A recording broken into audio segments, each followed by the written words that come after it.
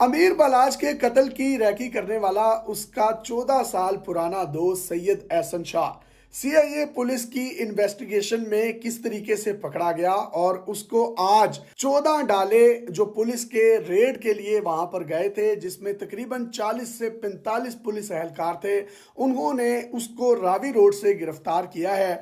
उसको मारते हुए वहां से अपने डाले में बिठाया और वहां से फिर उसको सीआईए इकबाल टाउन मुंतकिल कर दिया गया है। सीआईए पुलिस सैयद एहसन शाह तक पहुंची कैसे, ये बहुत एक दिलचस्प और अजीबो गरीब कहानी है। बावसूख जराए जो सीआईए पुलिस के हैं, उन्होंने हमें जो कुछ इंफॉर्मेशन दी है उसके मुताबिक जब इसका मर्डर हो गया बालाज का शादी के बाद, तो उसके फौरन बाद तीफी भट्ट और गोगी भट्ट को ढूंढने के लिए पुलिस ने छापे मारना शुरू कर दिए, जिसके नतीजे में पुलिस को पता चला कि तीफी भट्ट तो पाकिस्तान से फरार हो चुके हैं दुबई, और गोगी भट्ट जो है वो पाकिस्तान में ही कहीं रूपोश हो चुका है। इसके बाद सीआईए पुलिस ने तीफी भट्ट के तमाम मुलाजिमीन को गिरफ्तार करने के लिए छापे मारना शुरू किए और एक एक करके तमाम इनके गार्ड्स को, मुलाजिमों को गिरफ्तार कर लिया।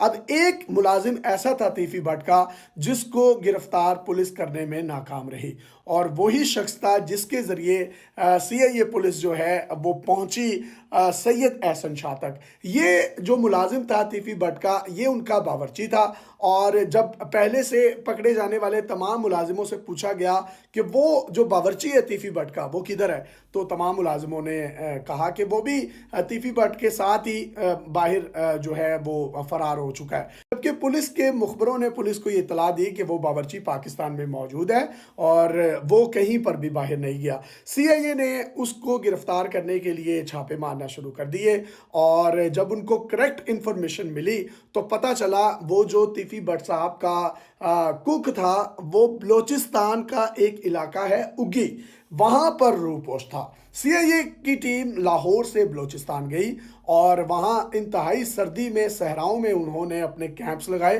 3 से 4 दिन वहां पर वेट किया गालिबन, और उसके बाद उसको वहां से गिरफ्तार करके लाहौर मुंतकिल कर दिया गया। जब लाहौर आए तो यहां पर सीआईए पुलिस ने उस कुक से इन्वेस्टिगेशन शुरू कर दी। इस कुक का नाम अली असगर था। अली असगर ने पहले तो पुलिस को कुछ भी नहीं बताया, जो रिवायती तरीकाकार है पुलिस का बात उगलवाने का या बात मनवाने का। तो उसके बाद पुलिस ने बड़ी एक ज़बरदस्त गेम खेली इस अली असगर कुक के साथ और उसके साथ दोस्ती कर ली। जब सीआईए वालों ने इसके साथ मुकम्मल तौर पर दोस्ती कर ली और उसके बाद जो है ये खुलने लगा पुलिस के साथ दोस्ती में, और इसने बताया कि बलाज का एक दोस्त था जो कि तीफी भट्ट को मिलने के लिए आता था और मैं उनके लिए खाने बनाता था और मैं उनको खाने भी खिलाता था। उस शख्स को एक मलिक सुहेल नामी बंदा जो है वो तीफी भट्ट से मिलवाने के लिए लेकर आता था। सीआईए पुलिस ने कहा कि बलाज का वो दोस्त कौन सा है, जिस पर उसने कहा कि अगर मुझे कोई तस्वीर दिखाई जाए तो मैं पहचान सकता हूं और बता सकता हूं कि वो कौन है। लिहाजा सीआईए पुलिस ने बालाज के छोटे भाई मौसब से रब्ता किया और उससे कहा कि जितने भी बालाज के करीबी दोस्त हैं उनकी तस्वीर हमें सेंड कर दें। मौसब ने तकरीबन कोई 60 के करीब तस्वीर सीआईए पुलिस को सेंड की। सीआईए पुलिस ने वो तमाम तस्वीर उस कुक को, अली असगर को दिखाई और कहा कि पहचानो इनमें से कौन है। उसने तमाम तस्वीरों को तकरीबन 4 से 5 मरतबा देखा, हर तस्वीर को, और उसके बाद उसने कहा कि इसमें से कोई भी एक ऐसा दोस्त नहीं है जो वहां पर मिलने के लिए तीफी भट्ट को आता था, और मैंने इनमें से किसी को भी नहीं देखा।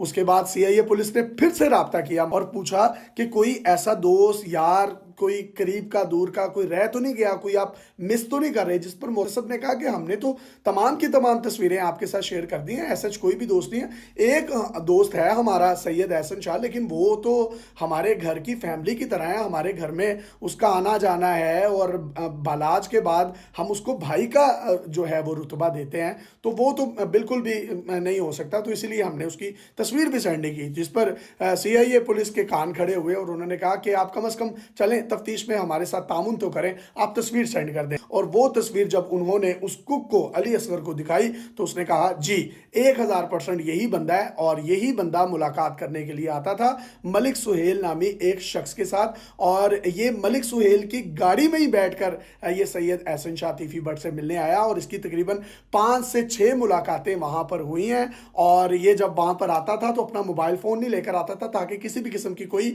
लोकेशन ट्रेस ना हो सके। और ये मलिक सुहेल जो अंदरून शहर में एक शख्स रहता है, उसी के साथ मिलकर ये तीफी भट्ट के साथ मिलने आया करता था।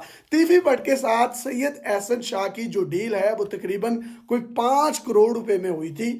और पहले ये मुलाकातें जो है सुहेल और ये सैयद एहसन शाह और तीफी भट्ट की होती थी। इसके बाद गोगी भट्ट भी इनके साथ शामिल हो गया, मतलब सैयद एहसन शाह गोगी भट्ट से भी मिला, तीफी भट्ट के साथ भी मिला, और सुहेल की मौजूदगी में मिला। और इनकी ये डील डन हुई कि 5 करोड़ रुपया जो है वो सैयद एहसन शाह को दिया जाएगा। वो तमाम की तमाम इसकी नकलो हरकत, इसकी जितनी भी रखी है, अब उसकी मालूमात जो है वो तीफी भट्ट को देगा। और उसके बाद जो है वो अपने जो शूटर्स हैं उनको डिप्लॉय करेंगे मुख्तलिफ जगहों पर, और उसको आसानी से जो है वो कत्ल कर दिया जाएगा। सीआईए पुलिस ने ये तमाम की तमाम बात मौसम को बताई कि तुम्हारे भाई के कत्ल की रेकी में जो शख्स मुलविस है वो कोई और नहीं, उसका 14 साल पुराना दोस्त सैयद एहसन शाह है, जो उसका हमने वाला हम प्याला था। मौसम ने ये बात सुनी तो उसने कहा कि आप ये क्या बात कर रहे हैं, ऐसा कैसे हो सकता है? वो तो बिल्कुल हमारे घर के फैमिली मेंबर की तरह है, और मेरी माँ जो है वो कहती है कि बालाज के बाद मुझे सैयद एहसन शाह में ही अपना बेटा बालाज नजर आता है। तो आप इस तरह की बात ना करें, ऐसा नहीं हो सकता है कि आप ये शक की बुनियाद पर कुछ चीजें कर रहे हो। जिस पर सीआईए पुलिस ने उसको जवाब दिया कि हम शक की बुनियाद पर नहीं कर रहे, हमने तमाम शवाहिद इकट्ठे किए हैं और सारी कड़ियां मिलाई हैं और इस नतीजे तक पहुंचे हैं, और सारी पिछली स्टोरी उसको सुनाई। जिसके बाद आज वो 1 दर्जन से जायद डालों में 35 से 40 पुलिस एहलकार वहां पर गए, उन्होंने रेड किया और उसको मारते हुए डाले में बिठाया, और उसके बाद जो है उसको तफ्तीश के लिए इकबाल टाउन सीआईए में मुंतकिल कर दिया गया। और उससे पूछा गया कि तुमने ये रैकी की किस तरीके से थी, जिस पर उसने तमाम सच उगलना शुरू कर दिया। एहसन शाह ने, उसका ये कहना था कि मैं मदीना मुनव्वरा में मौजूद था जिस दिन इसका मर्डर हुआ, इसने शादी पर जाना था, मैंने इससे वीडियो कॉल पर बात की 2 घंटे पहले।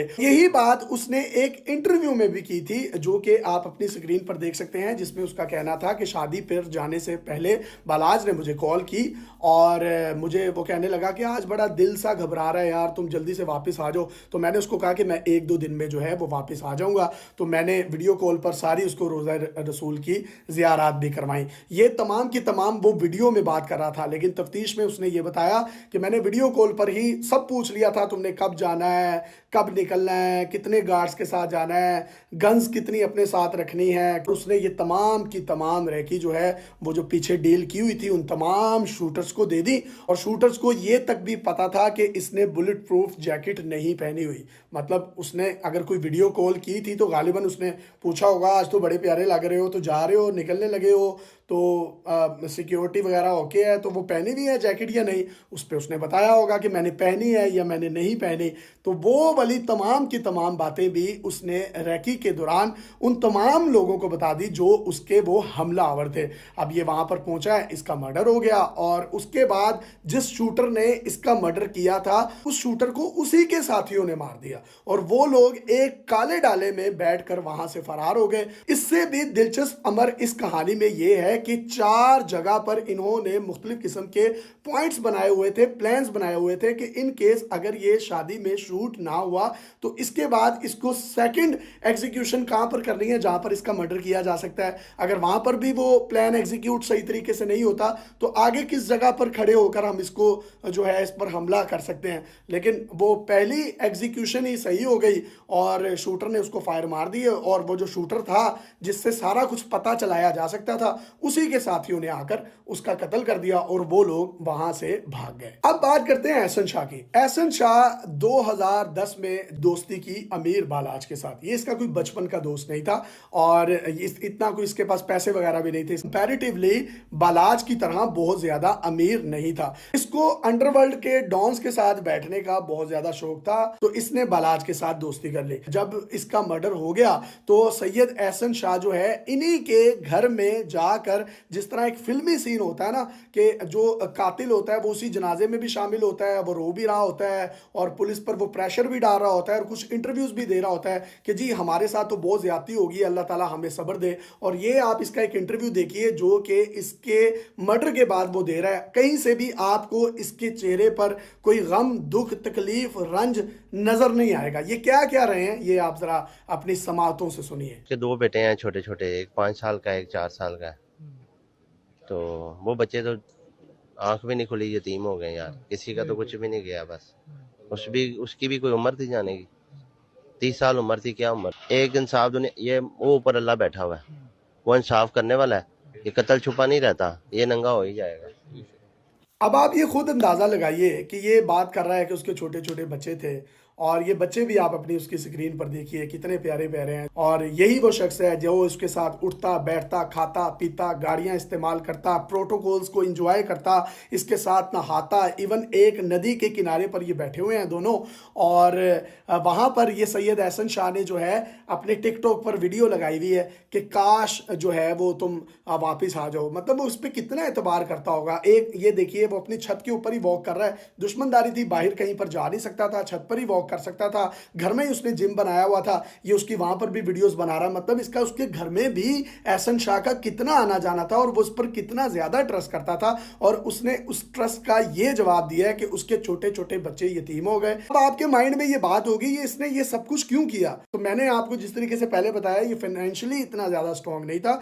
हो सकता है कि जिस तरीके से उसकी मां भी बालाज की एहसन शाह से एक बेटों से बढ़कर मोहब्बत करती थी, मोहतसब भी उसको बड़े भाइयों की तरह समझता था, तो उसने कहा कि 5 करोड़ रुपए की दिहाड़ी तो इसकी सुपारी लेकर जो है वो ले ली जाए, और जब ये मर जाएगा तो उसके बाद जो सारा का सारा बिजनेस है वो मेरे पास आ जाएगा। अब ये वाली बात की हकीकत भी आपको मैं बताता चलूं कि सीआईए पुलिस के बावसूख जराए ये कहते हैं कि वो जो शूटर्स आए थे उन्होंने खाली बालाज को कत्ल नहीं करना था, उनका इरादा था कि उस शादी में इन दोनों भाइयों को मर्डर कर दिया जाए ताकि खानदान ही खत्म हो जाए और आगे जो दुश्मनी है इनकी बाकी ग्रोहों के साथ वो भी खत्म हो जाए। इसकी तमाम दौलत का जो वाली वारस हो वो ये शख्स खुद बैठ जाए, क्योंकि ये अगर 14 साल से उसके साथ था तो उसको पता होगा कि इसके अकाउंट्स कहाँ हैं, ये कहाँ कहाँ पर क्या क्या चीजें कैसे कैसे करते हैं। उसके मरने के बाद इसने बहुत सी वीडियोस लगाई हैं, ये आप स्क्रीन पर देख सकते हैं, जिसमें लोग जो हैं कमेंट सेक्शन में इस पर थू थू कर रहे हैं और कह रहे हैं कि दोस्ती जैसे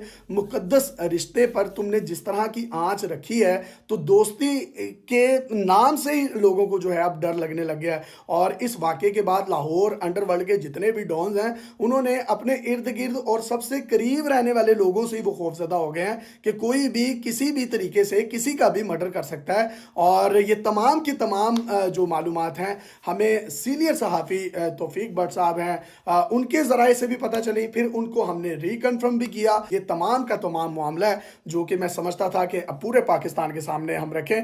आजकल दोस्तियों का, मोहब्बतों का, खलूस का ये रिवॉर्ड लोग देते हैं कि जिस थाली में खाते हैं उसी थाली में छेद देते हैं। और ये इतना खूबसूरत नौजवान जो कि कहा जाता है कि इसको ये बदमाशी नहीं चाहता था, ये इसका दावा था, लेकिन इसने एक इंटरव्यू में ये भी कहा था कि मैं अपने बाप के तमाम दुश्मनों को माफ़ कर सकता हूं, लेकिन जिन लोगों ने मेरे बाप को कत्ल किया है मैं उनको कभी भी माफ़ नहीं करूंगा। और एक इंटरव्यू में उसका ये कहना था कि मेरे बाप ने, टीपू ट्रकों वाले ने, तो सारी ज़िंदगी अपने दोस्तों की खातिर जो है वो दुश्मनियाँ मोल ली और दोस्तों की खातिर ही वो जंग लड़ता रहा और आखिरकार उसको रैकी करके मर्डर कर दिया गया लाहौर एयरपोर्ट पर। और इसी तरीके से जो इसके दादा थे बिल्ला ट्रकों वाला, जिसका बड़ा एक असर रसूख था, उसको उसके मुलाजिमों ने वो पानी अपने बाहर सहन में लगा रहा था अपने डेरे पर, उसको कत्ल कर दिया गया। ना इनके साथ मुलाजिमों ने वफा की, ना इनके बाप के दोस्तों ने उसके साथ वफा की, और अब इस तीसरी नस्ल में इसके भी दोस्त ने इसके साथ दगा कर दिया।